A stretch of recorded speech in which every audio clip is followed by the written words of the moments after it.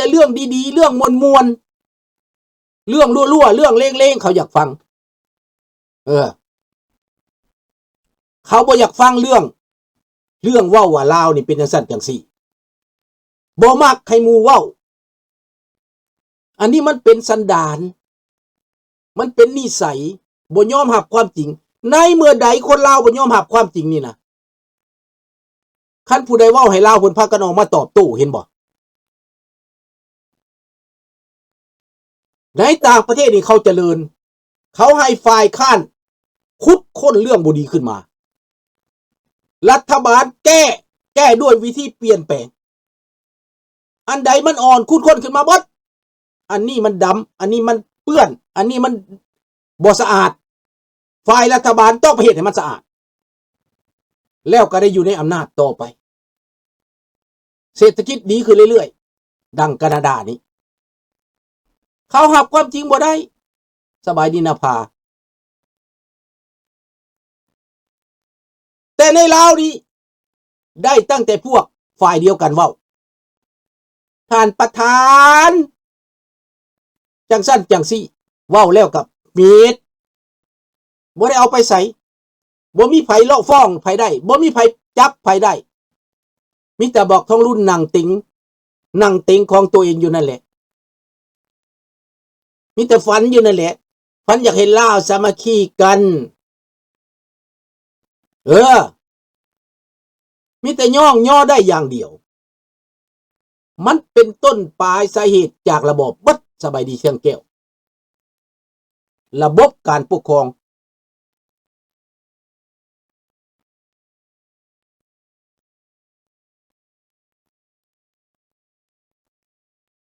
ลาวรุ่นใหม่ก็ไปเข้าวัดนั่นเด้เพิ่นก็สอนอยู่เด้พลกีฬา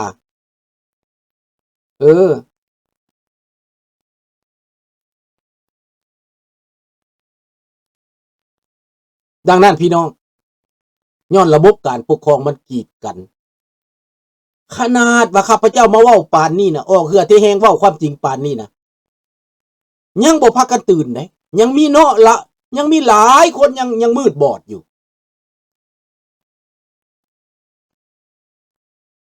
แทนที่จะกระจายกันไปคนทำงานนี่ไปบอกกันทุกคนไปเว้าความจริงสู่กันฟังขยายไปคนล้านคนนี่นะที่พวกท่านเป็นพลังของชาติได้พวกท่านเป็นเจ้าของประเทศได้เป็นยังให้บักท้องรุ่นมันเสวยสุขเป็นยังพวกท่านต้องหลักกำลำบากหนีไปเป็นข่อยขามาใส่หนีไปเป็นแรงงานตกต่ำอันนี้ความจริง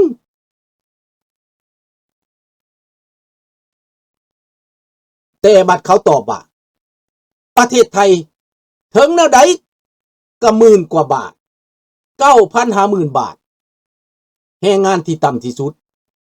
ถ้าแบกปูนนักๆก็ยังได้กว่าหั่นนี่ยังได้หลายกว่าหั่นดังนั้นเขาก็ต้องไปถูกต้องหรือบ่ถูกต้องก็ไปเพราะมันอยู่ไกล1เว้าภาษาได้เข้าใจกันบ่ต้องฝึกต้องเรียนเว้าภาษาเดียวกันถึงเจ้าหน้าที่สิรังแกน้อยนิดนึงก็ตามไป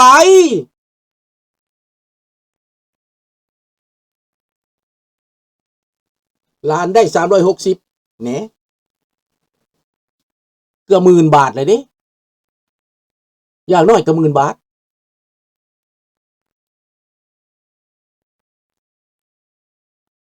แต่บังคับรถให้ลุงสิให้เดือนหนึ่ง20,000 บาทมา20,000 บาทถ้าลุงไปอยู่เมืองไทยลุงให้20,000 บาทขับรถให้ลุง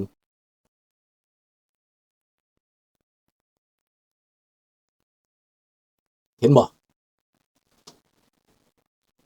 กินน้ำลุงพร้อมอยู่น้ำลุง20,000 บาท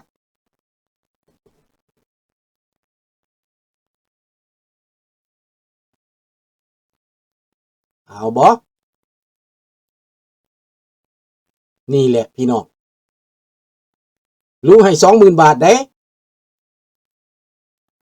ขับรถพาเที่ยวบ่ได้จ่ายหยัง ซื้อกินก็บ่ได้ซื้อนี่แตกต่างกันบ่พี่น้องแตกต่างกันเด้ยุคว่าจังได๋ติดตามคือเก่าเด้อขอบใจหลายๆดังนั้นย้อนหยังสรุปแล้วสมองคนลาวนี่บ่ได้ใช้เรียนมาก็บ่ได้ใช้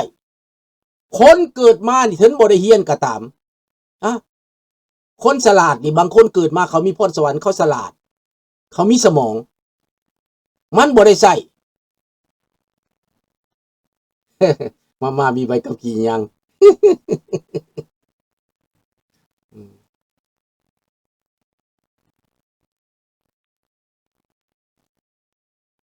อันนี้แหละพี่น้องเอาก็เว้าเลยดิคนลาวล้านคนมาอยู่ในเมืองไทยบ่คิดจะเฮ็ดหยังบ่คิดจะเปลี่ยนมีแต่อยากอยู่เมืองไทยหางานต่อไปเห็นบ่ล่ะหางานต่อไปลุงสมมุติแนวนั้นเด้อถ้าว่าคนในล้านคนน่ะนะผลักดันเรื่องเปลี่ยนแปลงจะเปลี่ยนแปลงเรื่องใดก็ได้มันเป็นน้ำหนักมันมีเสียงถ้าพวกท่านเข้าใจว่าพวกท่านมีสิทธิ์มอไซค์บ่แล้วถ้าสั้นก็เป็นกักเด้อก็เนาะเป็นมือปืนแล้วเนาะลุงขับเองก็ได้โลดแต่ต้องเป็นมือปืนได้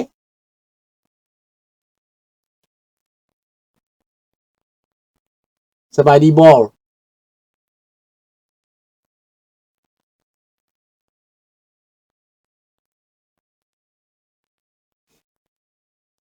อันนี้แหละ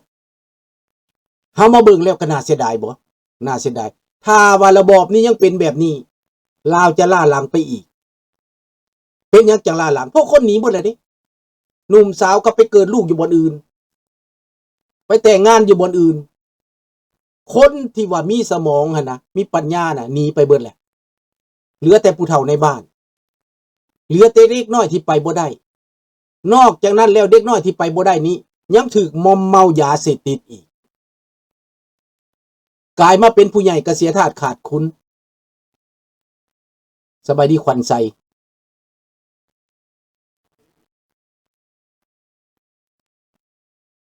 เป็นตาแซ่บแต่กินข้าวกับต้มน่องควายต้มน่องควายสบายมะขามมันก็สุดยอดเลยเนาะหัวตะไคร้สิงไข่ใส่เนาะแล้วก็สว้าใส่ใบผักแพรวเนาะผักไผ่เนาะแต่นอนกอดลูกไผ่บักทองหลุนมันฟังอยู่มันก็น่าคิดเลยแหละมันน่าคิดเอาด่ามันทุกวันน่ะมันสิอยู่เก่งปานใดมันสิทนปานใด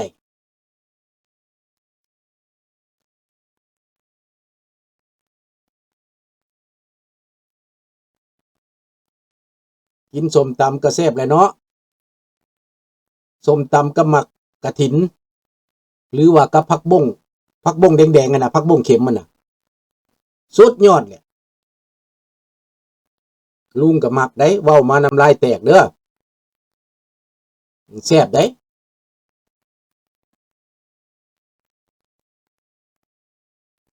ประยูนบอกว่าลูกไผ่มันงามมันเป็นตาเออระวังอย่าเขียนไปขนาดนั้นเด้อให้เขียนนั่นนิดนึงก็ได้เนาะการฟิลิปว่าด่ามันทุกมือดีแล้วดังนั้นคนลาวเฮานี่ถ้าหนีไปแล้วมันมีผลกระทบหยังกับประเทศสบายดีกุ้งบ่บายบังแต่คนขี้ยายังแต่คนขี้ยาที่ไปบ่ได้แม่นมันน่าสมเพชเวทนาประเทศเฮาได้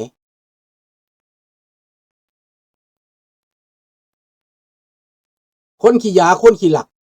ยัง คนบ่มีเอ็นแรงงานที่หนุ่มๆสาวๆหนีไปเบิดหน้าตาดีๆหนีไปเบิดมีแต่พวกแข็งแห้งไปหนุ่มๆน้อยๆทางนั้นถ้าประเทศขาดแรงงานตัวนี้แล้วไผสิพัฒนาประเทศที่เขาเจริญเขาก็สร้างคนพวกนี้แหละพัฒนาเกิดลูกเกิดเต้าเขาก็เอาพวกนี้แหละเกิด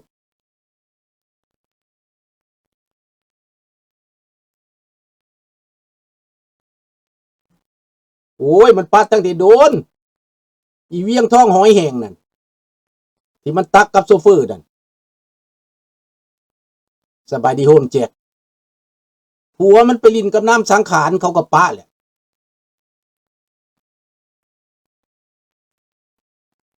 นี่ผัวมันเป็นเจ้าแขวงหลวงพระบางแต่กี้น่ะนางสังขารผู้ใดงามๆเพิ่นไปเอาโลดเท่านี้น่ะจ้องหองตัวบักนี่น่ะ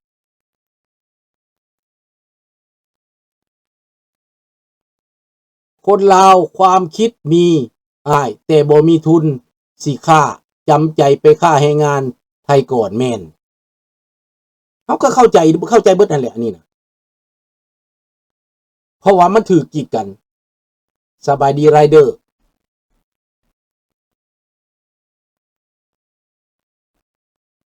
มันกับเสียดายได้ลุงคิดใส่ความหนุ่มโอกาสนะคนเฮานี่เด้อคันโอกาสเฮียนก็ตั้งแต่ว่าอายุ6 ปีถึง20 กว่าปีคันว่าเฮียนเด้อคันว่าสร้างครอบครัวแต่20 กว่าปีไปหา55 ปีแต่55กลายขึ้นไปแล้วแม่นอายุกลางคนขึ้นไปแล้วค่อยลงค่อยแล้ว60แล้วก็ค่อยแล้วลงค่อยแล้วโอกาสหมดแล้วเห็นบอกคือลูกนี่70ปลายนี่มากกว่าไม่ใกล้ฝั่งแล้วสิเฮ็ดหยังก็ฮีบเฮ็ดสิทำหยังฮีบทำสิเว้าหยังฮีบเว้าสิบอกหยังฮีบบอกสิสั่งหยังฮีบสั่งแล้วสิอธิบายหยังฮีบอธิบายแล้ว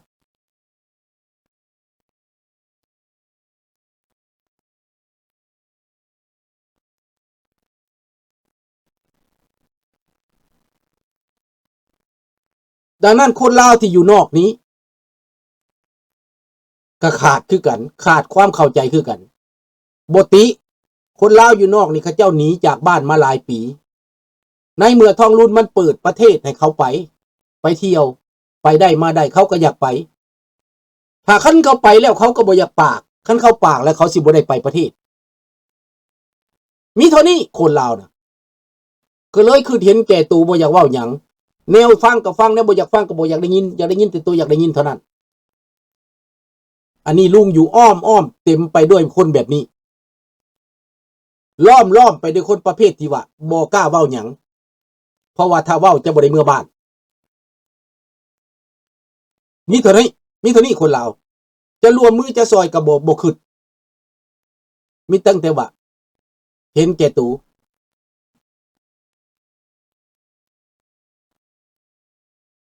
นักท่องเที่ยว40 คนอยู่ไสน่ะตาย8 คนลดความว่าโอ้เรือล่มอยู่น้ำงืมมีเรือล่มอยู่น้ำงืมตาย8 คนนักท่องเที่ยวแบบเดียวกับเรือจุมรีลมพายุมาว่ะนักท่องเที่ยว40 คนตาย8 คนโอ้ก็แสดงความเสียใจนำเด้อ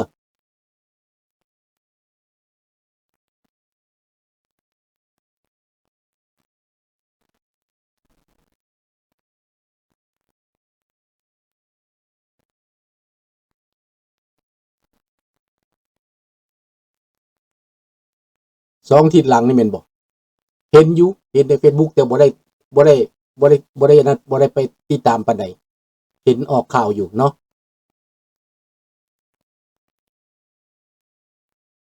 บำเรอแม่นแนวใดลุงนางเวียงทองแม่นบำเรอบำรุงแปลให้หลานเด้บำเรอก็แม่นว่าบริการทางเพศ